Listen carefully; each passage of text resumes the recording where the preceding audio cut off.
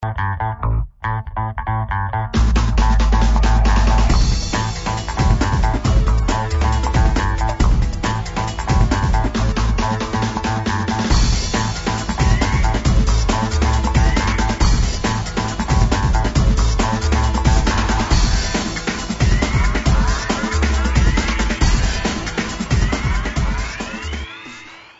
is Vernon.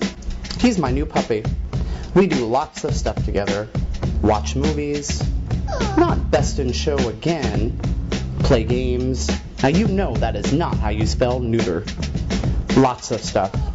When it comes to dinner time though, we usually go to our separate spots. Not anymore. I'm making recipes that you and your pet can share together. This is Pet Chef. So today I'm going to be making cream cheese chews with my assistant Vernon right here, who's eagerly awaiting them. Very simple recipe. We're going to take some turkey cold cuts and some cream cheese. I'm just going to take a little bit of softened and spreadable cream cheese, put right on the center of the turkey. And once you have it, spread it out all to the edges to the side. We're going to do all the pieces, and I'll show you what we do. Just take it, roll it up, and it sticks on its own. You don't need a toothpick. You're going to cut off the ends just a little bit. That's for the chef. And cut right at an angle, just like so. And what's great about these is not only do they come out a little pretty, pop them in the freezer, let them get frozen, they make awesome teething treats for teething puppies. Don't they, Vernon? And after you've let your cream cheese chews harden in the freezer for a couple hours, they are ready for dinner for Mr. Vernon, aren't they? There you go. That is yummy.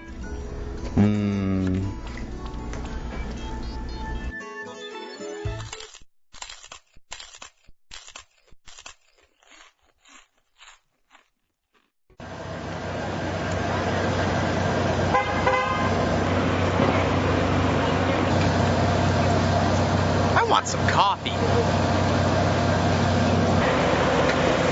Hi. Could I get a venti soy grande latte with just a shot of chai, 2 shots of espresso? In a separate cup, I need the foam with just a small frappuccino caramel swirling on the top. And you put that on a little piling of cocoa and blow it onto an absinthe spoon and just pour a little bit of goat's milk, and you can just put a cocoa pile on the bottom and just pour the coffee into it, and then just sprinkle some nutmeg on the foam, which should be in a separate cup. Could you light a Marlboro and blow it onto because I used to smoke and I want the flavor, put just a little sugar of goat's milk on top, and we're good to go. I really appreciate it. Text me when it's done. No!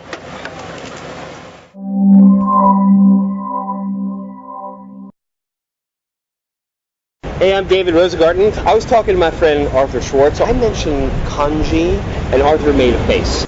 Arthur made a face. He said, you know, I just don't get kanji. I don't get it. I am here today to show Arthur a thing or two about kanji. Damn it! Well, I'm here to meet David Rosengarten, my good friend.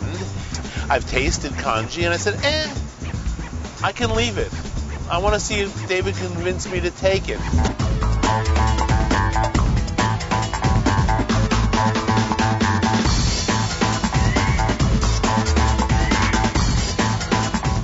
We're at the Kanji restaurant on Bowery. Kanji Bowery? Kanji Bowery. Kanji Bowery at 207 Bowery. What is kanji, David? Let's start with a definition. It's a bowl of rice slop. It's rice that has been cooked for a very long time. And the time varies. I mean, it's anything from having some rice left over after the meal the night before, and throwing it in the pot and putting it in the fireplace and letting it sit there for 12 hours. Fireplace. You know, I know you just moved. You acquired a fireplace? No, this goes back a while. You know, okay. on the burning embers. You know, let it sit overnight. In the morning, you have a gruel or a porridge. Oh, so this is a good way to use up your leftover Chinese takeout rice. It's all about economy, of course. And by the way, in China, they say that 3 hours cooking the rice in the water creates the perfect yin-yang, which makes it most easy to digest. 3 hours. I think it was a guy who was selling fuel who came up with that. You know, yeah, you need to go 3 hours. Tell you what, Arthur, why don't we start over the plain, which is what you'll probably like the least. Okay. Yeah, if you do it plain, you're not going to like This it. is my breakfast cereal. I'm not happy about this, Arthur, because you're not going to like it just like this. And you're right. Yeah. But I can see. it does have a nice ricey kind of taste. You know, doesn't if I've been running 102 fever for several days, Yeah. and then this is my first food, I would probably say, hey, that's going to stay down nice. Now, and if you want to make it a little bit more exciting, of course, Yeah, you add hot sauce. you add, well, various things. You can add hot sauce. You can add cilantro. You can add scallions. Why don't you help yourself? And you can add some soy. Can I? Oh, really? Talk later. This is good. It's soothing, right? It's morning. Well, the hot pepper. the hot pepper. Yeah. That's right. The irritant makes it soothing. No, Snail? that's snails and frogs. Snails and frogs. Two of my favorite things.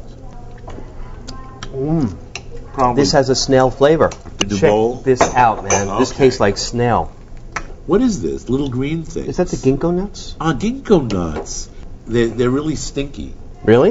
You didn't know Stinko this? nuts? No, I didn't know that. Oh yeah, ginkgo nuts stink. See, I think the problem with kanji, I think kanji has an image. You're admitting there's a problem. Oh, there's a big kanji problem. I See, think it's a kanji PR. I think it's an image problem. I think when people think of kanji, the first word that comes to mind is gruel. That's just gruel. That's rice gruel. And they'd be right.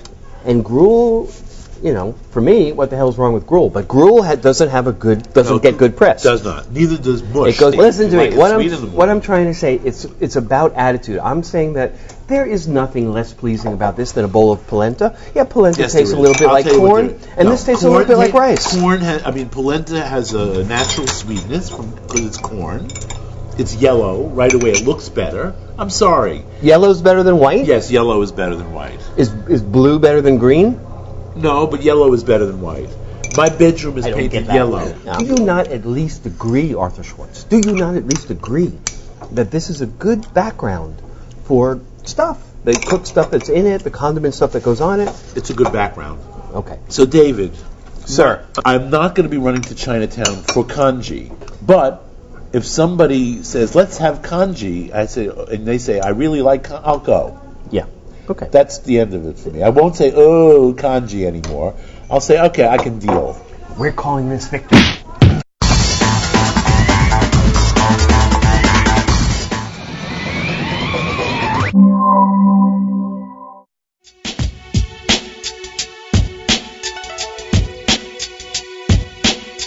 Hi, I'm John Gartner, a sake educator, and I'll teach you everything you need to know about sake in 5 minutes. First of all, exactly what is sake? I think there's a lot of misconceptions out there. A lot of people consider it rice wine, which is actually a bit incorrect. Believe it or not, sake is closer to anything else than a beer. But let's look at how these beverages are made to understand it a little better.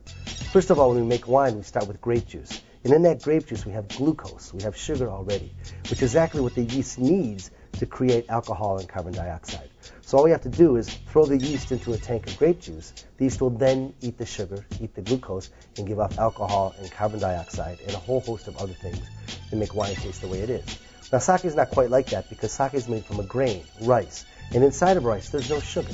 So you can throw all of the yeast in the world in there, and it simply won't ferment to give you alcohol. So the very first thing we have to do is to chop the starches down into sugars so that the yeast can ferment them. Now, this is very similar to the way that beer is made. In other words, beer is made from a grain as well, barley. And in order to convert the starches in the barley into sugar, what they do is they malt the barley. In other words, they moisten it, they warm it, and they allow it to sprout. And then enzymes will come out of the cells. Now, these enzymes at very specific temperatures will then convert the starches into sugar. Now we have sugar. Now we can throw yeast into the tank, and it'll convert it to alcohol and carbon dioxide. Sake is similar because it's made from a grain. However, we make sake from rice that's been polished, that's been milled. In other words, the outside husks have been ground away. So it's impossible to malt this the same way that we would malt barley. But we still need to convert the starches into sugars. And they do this by taking a mold that occurs naturally in the environment, known by its scientific name as Aspergillus oryzae, or known by its simpler Japanese name as koji mold. And they sprinkle this mold on about 25% of all of the rice that will go into a tank of sake. Now, as this mold slowly eats around and into the rice, it gives off enzymes. And these enzymes then will, at very specific temperatures, convert the starches into sugars. Now we can ferment, and now we can get alcohol. And that's how sake is made. It's time once again for Lunch with Mia. Today's episode, Soup.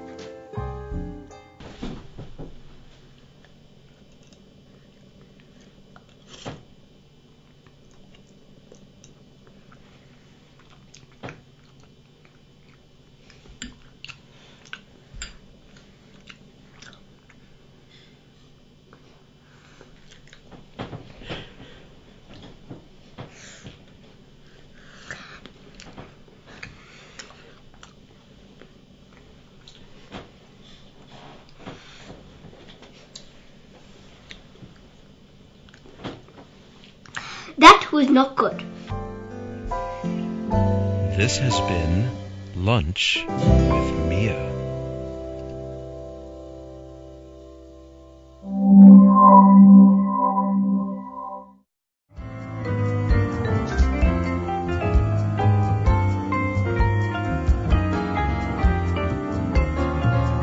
Welcome to my kitchen. My name is Hiroko Shimbo.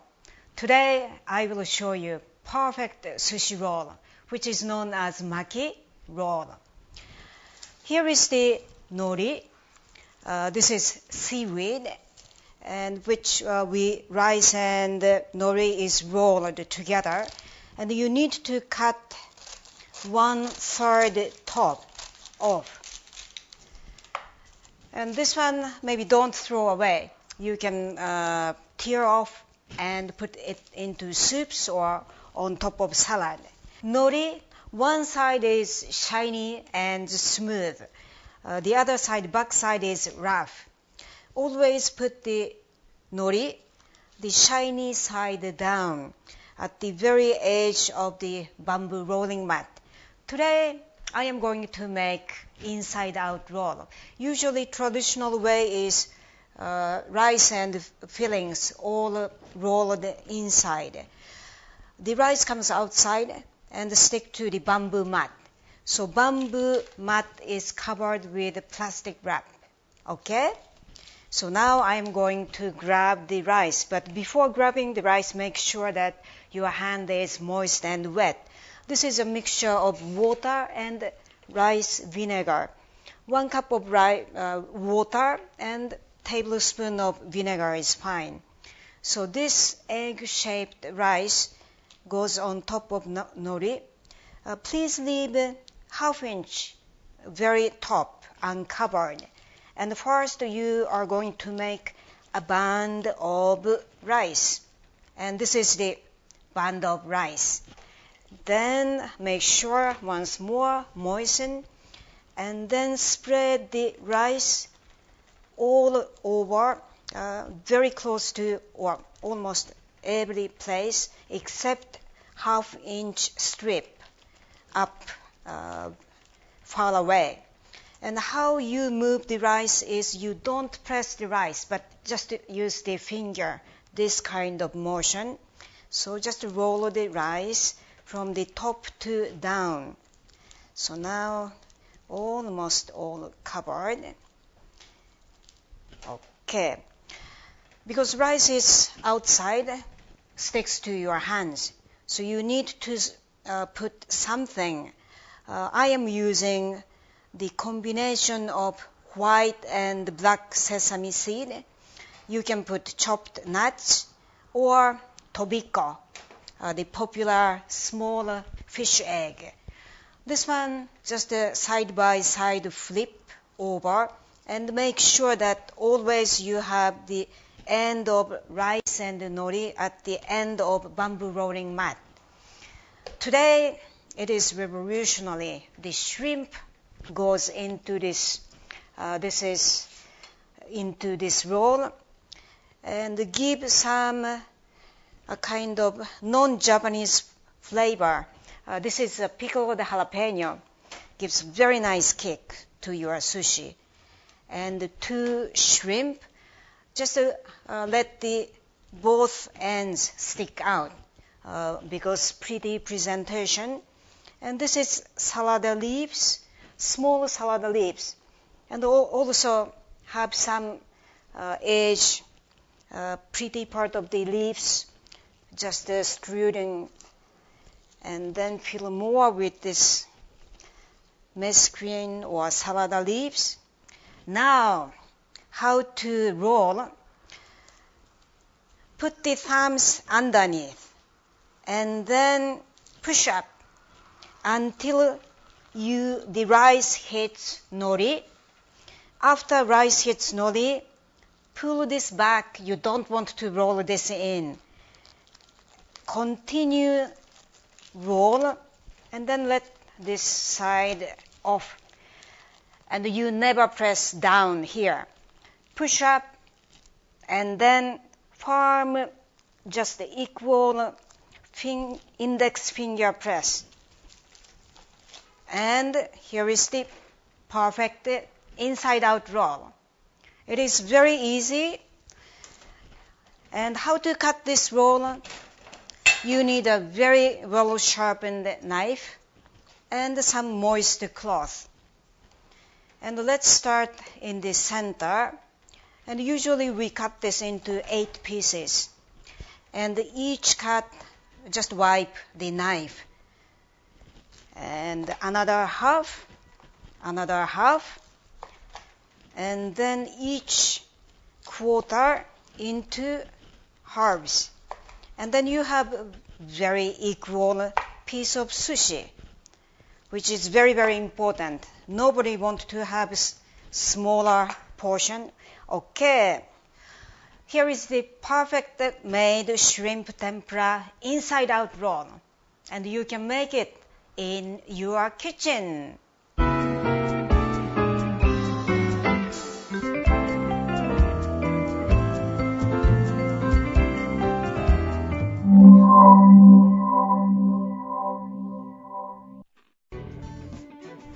How to properly glaze vegetables. Time. Butter. Cipollinis. Carrots.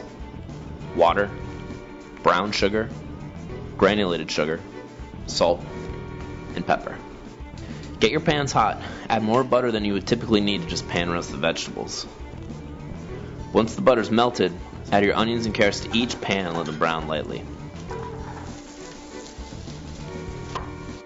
Carrots, however, will get brown sugar, and the cipollinis will get white granulated sugar.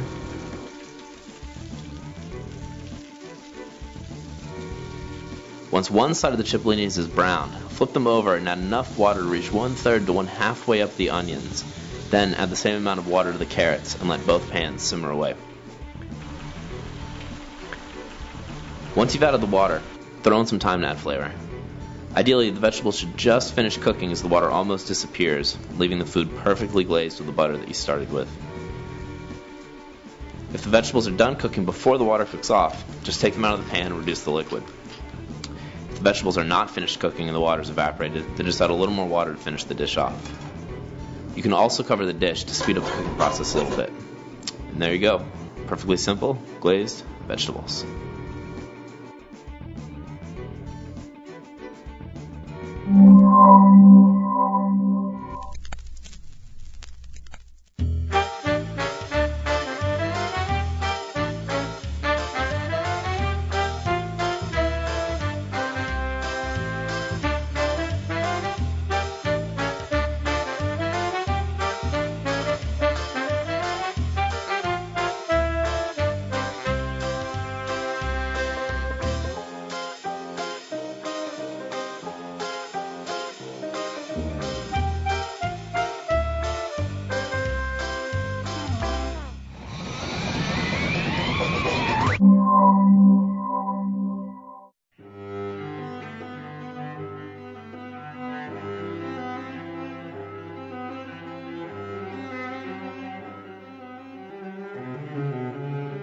Yes, I'm Bobby Mazin, and we are in La Cremaillère restaurant, which is in Bedford, New York, and this is also where we manufacture creme crémaillère ice cream.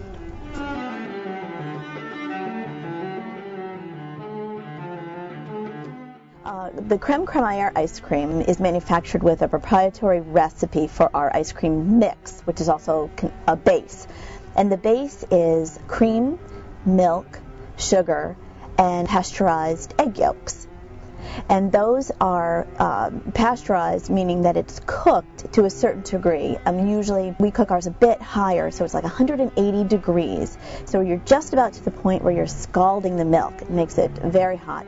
The ice cream equipment that we use at Crème Crémaillère is very similar to the theory of the old-fashioned wooden ice cream maker with the metal cylinder. What happens was you put the ice cream mix in the center metal canister, and then the ice from the outside freezes interior liner of that metal container. So with the mix inside and the dasher, when you move that dasher, and it actually scrapes the frozen part of the ice cream mix into the rest of the mix.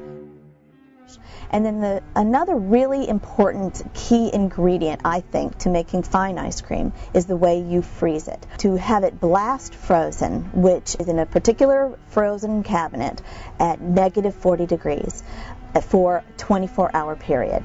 And that way it keeps the ice cream water molecules, because there will be water in there, small. From the blast freezer, which is negative 40, and after it's held for 24 hours, we store it in a negative 20 degree freezer. Again, you're just ensuring that you're controlling the temperature and keeping it as good quality as possible. And also, just as far as the mix manufacturing again, another thing that we had discovered through our testing, because when we started this company, it was our patrons at the restaurant at La Crémaillère loved our ice cream, and they would often ask us to take it home.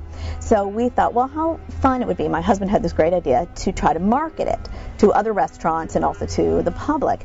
And what we found was it took us a year and a half to create the small recipe that was for a 2-quart ice cream machine into something that we could make on a 40-quart ice cream machine. It took us a year and a half to get that same product, and figuring out, the same recipe obviously, but figuring out how in manufacturing that, how to make that the same. And I think that creating flavors, we've had lots of interesting flavors that we've created, and we try to have them sort of be reflective of French desserts. So we have our house vanilla is a fabulous vanilla. It's a bourbon Indonesian blend, which we consider sort of an adult vanilla, and it's a vanilla that's made especially for our company. And we had a cherry clafoutis, which is based on a French sort of cherry custard type dessert. And what we found that we also have to kind of educate people, because it's sort of a way for people to try different things rather than a regular ice cream that they might be familiar with. Educate them on something kind of different, like a wonderful Amarino cherry in an ice cream.